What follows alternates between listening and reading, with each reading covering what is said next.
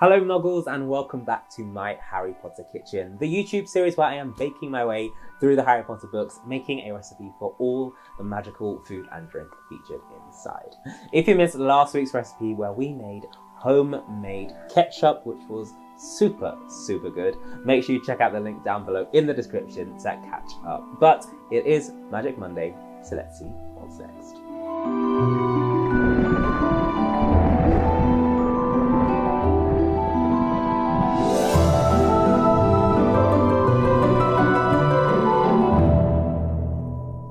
Still got room for dessert?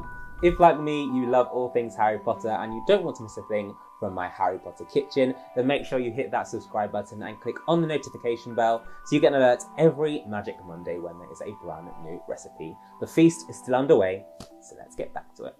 Okay, so our epic list of main courses have finished, and it actually ended with mint humbugs, which is pretty weird to have with your main course, but we did make them earlier on in this series. So check out the playlist down below to catch up on that. So we'll skip ahead to the next page and see what's next. And of course, there's a little bit of magic. All of the main course food disappears, and a moment later, the puddings appeared.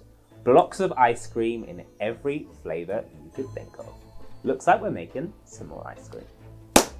For this recipe, you will need 500 milliliters of milk, 300 milliliters of double cream, 1 teaspoon of vanilla extract, 5 egg yolks, and 140 grams of sugar.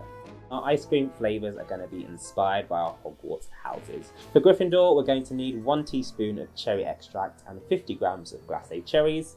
For Slytherin, we're going to need 1 teaspoon of pistachio extract. For Hufflepuff, 1 teaspoon of caramel extract. And for Ravenclaw, 2 tablespoons of blueberry jam. You can also use optional food colouring. We're also going to add some extra garnishes to finish this off, so save yourself some glacé cherries, pistachios, golden toffee pieces, and blueberries. So we have made quite a few ice cream recipes so far in the series, but I wanted to do something a little bit different for the Great Hall Feast, and this is going to be a traditional ice cream. So we're not going to use the condensed milk method that we did previously, which is great for a nice quick homemade ice cream. I'm going to show you the classic method. It takes a bit longer to make, but you get so much more of a smooth ice cream consistency, and it's not as sickly sweet. So this is how it's done.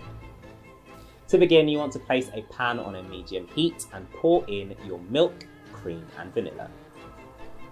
You can use fresh vanilla pods for this, but if you're low on the galleons, vanilla extract is just fine.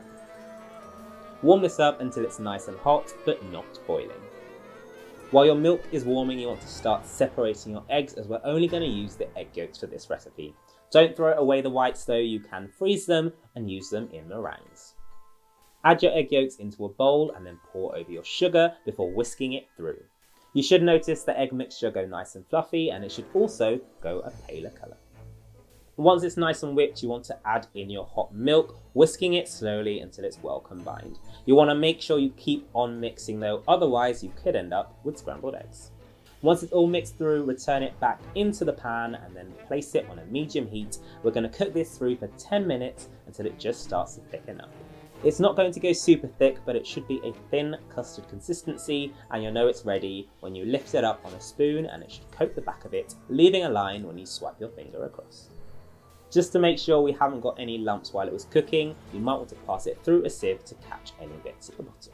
Now, as we're making ice cream, we need to get this cool enough to put into the freezer, so a quick trick is to prepare an ice bath with cold water and ice, and then place your ice cream mixture in another bowl over the top. Keep on whisking this, and then the ice water will lower the temperature.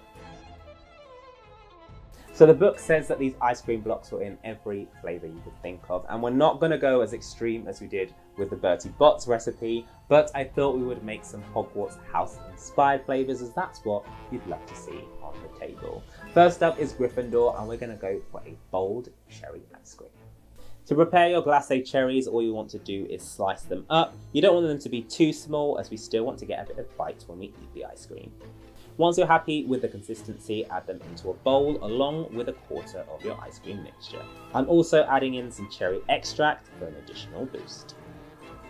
Of course, if you really want the colours to pop, you can add in some optional food colouring as well.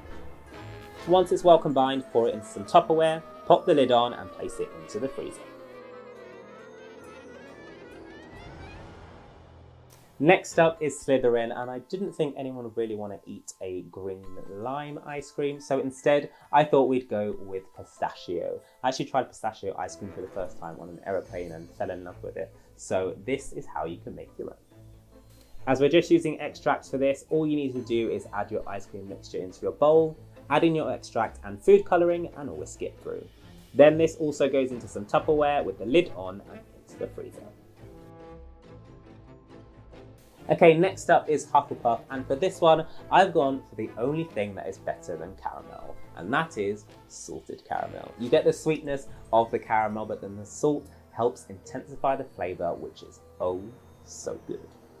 Although you could whisk through fresh salted caramel, for this one I've gone with an extract. So all you need to do is add the ice cream mixture into your bowl along with your extract and whisk it through. The natural colour of the extract means we don't need to use any food colouring for this one. Pop it into some Tupperware with the lid on and then place it in the freezer.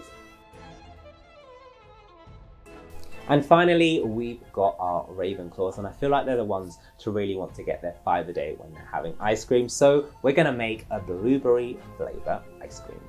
Again, another simple trick for this is to use pre-made jams. So we're going to take some blueberry jam and whisk it into our ice cream mixture. Once it's nice and combined, you can sieve the mixture to remove some of the blueberry bits, but I like to leave it in. All you need to do is add that into your Tupperware, place the lid on and pop it in the freezer to set. Now, if you have an ice cream machine at home, you can use it to churn your ice cream, and that will make sure you have a really nice smooth finish. But if you don't, I'm going to show you how you can do it with just simple Tupperware and a bit of elbow grease. All we're going to do is set it in the freezer for about 2 hours until it's nice and cold, take it out and then whisk it up to break down some of those ice particles, and then we repeat that process about 2 or 3 times so it starts to thicken up. And on that 3rd time, we're going to set it in some cling film, which is going to help us work some magic later. After the first 2 hours, you'll notice that just the edges have started to freeze up. So we're going to whisk that through. It might still be a bit thin when you pop it back into the freezer, but don't worry, the temperature is lowering. The 2nd time, you'll notice that it is a lot thicker, and that means we're almost there. And then when you're on the 3rd attempt, that's when it should be really thick as you whisk it through. Line your Tupperware with some cling film and then pour your ice cream back in before popping it into the freezer to set completely. Now, when it said blocks of ice cream, I thought rectangles might just be a little bit too boring for my Harry Potter kitchen. So what better way to have a block of ice cream than a lightning bolt block of ice cream? So that's what we're going to do for this recipe. Once they're out, we're going to work as quickly as possible to cut them into our shapes.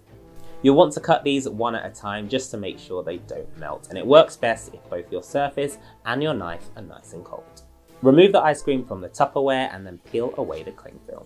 You'll then want to take a lightning bolt cutter and slice it into your blocks. Try to cut them quite close together so you don't waste too much ice cream, and once they're all nice and done and you're happy with the shapes, pop them back into the freezer while you work your magic on the rest. Then, when it's time to serve, all you need to do is add a little bit of garnish to decorate.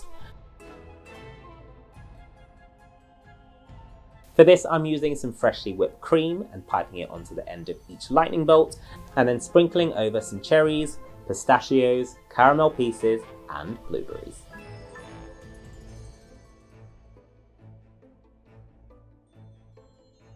So there you go. No matter which Hogwarts house you've been sorted into, you've now got your own perfectly personalised Hogwarts house lightning bolt ice cream, which is the best welcome that you can have to a new year at Hogwarts.